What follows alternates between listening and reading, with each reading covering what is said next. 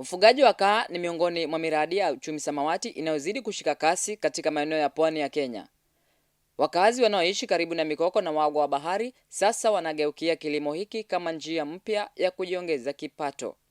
Mwenyekiti wa Ihaleni Kakuluni Conservation Group, Nicholas Krimangao, anaelezea jinsi walivyopata msaada kutoka kwa Crab Alive na namna mradi huo umewanufaisha.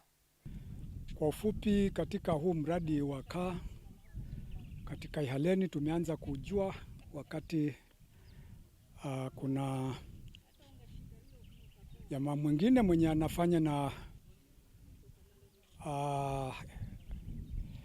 Crabs Alive mwenye kwa jina ni Justin. Yeye pia alikuja kuangalia wale wafugaji wenye wana uwezekano wa kufuga samaki ama kaa.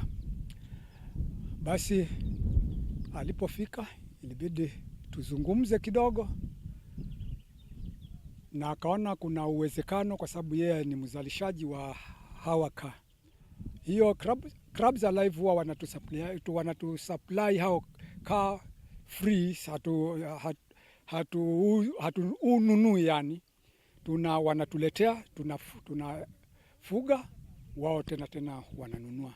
Hivi sasa wameuchukulia huo mradi kama mradi wao wenye unaweza kuwainua vizuri, manake kwa sasa huwa tuna supply hao kaa kila baada ya wiki mbili, na sio chini ya kilo 50, 40, 30 na ama saa nyingine hata 60.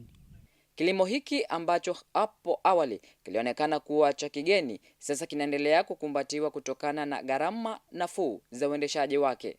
Hakuna chakula ambayo inauzwa kwa Agrovets, hawaja kuwa na huo utaalamu wa kutengeneza hiyo chakula ya kaa. Hivi sasa tunatumia tu hii chakula ambayo tunapata kwa msitu wa bahari yenye ni wale tunaita mirindi, hao ndo tunawavunjia tukiwapeana, na saa nyingine tununue samaki wale wadogo tuwakatie wakule.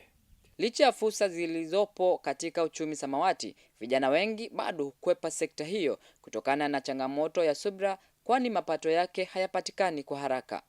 Si rahisi kuwapata kwa wingi kwenye hii kazi, manake vijana wamezoea sana kazi hii ya kupata pesa ya kila siku, si ile ambayo ya kungojea.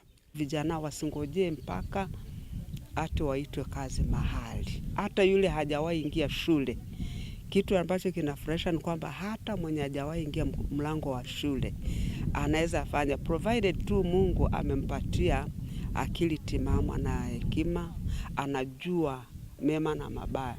Waamke na wajua kwamba kuna njia mbadala za kutafuta pesa ambazo zinahitaji subira.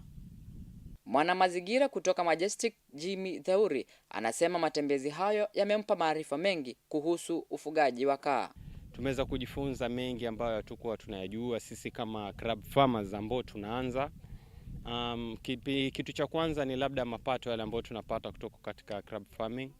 Kitu cha pili ni faida ya crabs kama chakula katika mwili wa binadamu. Kitu cha tatu unaweza sema kwamba hii ni alternative ama ile jinsi ya kuweza kukuza wanyama wa baharini, yani tunasema marine conservation of life.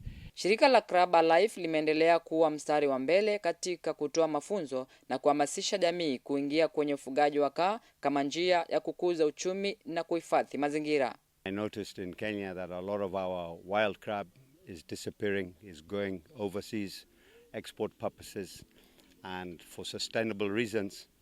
I realized that the crab stocks in Kenya were going down. So I ventured into, first of all, fattening the crabs.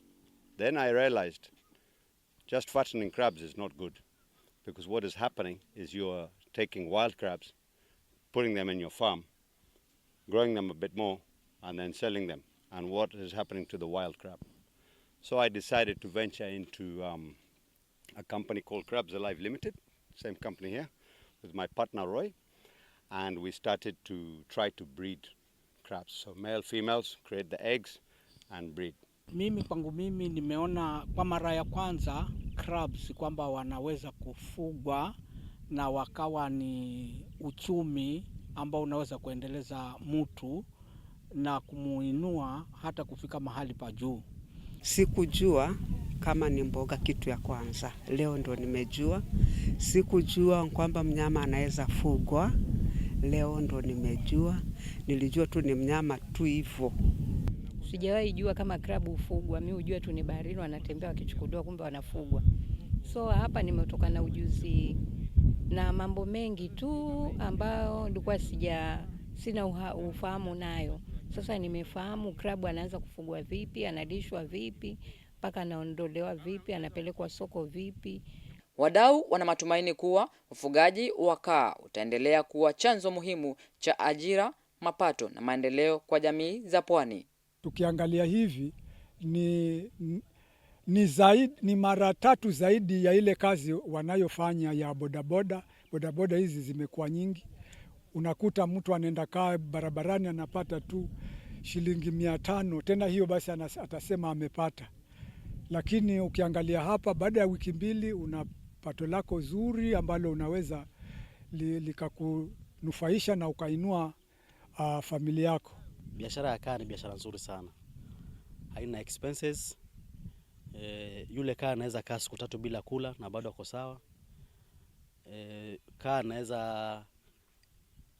anaweza grow kwa kiasi kikubwa na akakupatia nyama ambayo tumeambiwa kwamba kilo moja wananunua between 600 to 800. Kwa hivyo ufugaji wa kaa unaweza kupatia nyama kiasi kuwa umejipata kwa biashara. Because ukimagine kama hawa kwa wiki, after every 2 weeks wanapata over 40,000 ya kaa. Na zile box nimehesabu hapa ni kama box 8. Kila box ni kama anapata 5,000. So najaribu kuimagine si kama Majestic pale tuko na fish ponds 26. Na tunashukuru Mungu tuko na uwezo wa kutafuta donors wakaweza kutufadhili maybe na masanduku ambao yanafugwa crabs. Kwa hivyo kama hawa box 8 kila wiki 2 wanapata 40,000 na sisi tuko na vidimbi 26. Hiyo ukipiga hesabu kwa vidimbi 26, kila kidimbi ikiwa na box 8 itakuwa tuko mbali sana. Kwa hivyo mimi nimefurahi sana, na hapa tumekuja vikundi tofauti, si Majestic peke yake. Tumekuja zaidi ya vikundi 8 kutoka Mikindani. Na ile knowledge tumepata hapa ni knowledge ambayo inaweza saidia vijana sana. Tukapata njia mbadala ya utafutaji pesa. Manake tumezoea kwamba biashara ndogo ndogo ni bodaboda, mama mboga, watu wa viazi, maybe ukienda sana biashara ya duka. Lakini blue economy ni mbadala, ni njia mbadala ya kutengeza pesa kama jamii. Wito umetolewa kwa vijana, kwani hauwezi ukapanda leo na ukatarajia pia kuvuna leo. Vijana wameshauriwa kuwa na subira, haswa katika sekta hii ya uchumi samawati. Caxton Musyoka, Maj Digital TV, Ihaleni, kaunti ya Kilifi.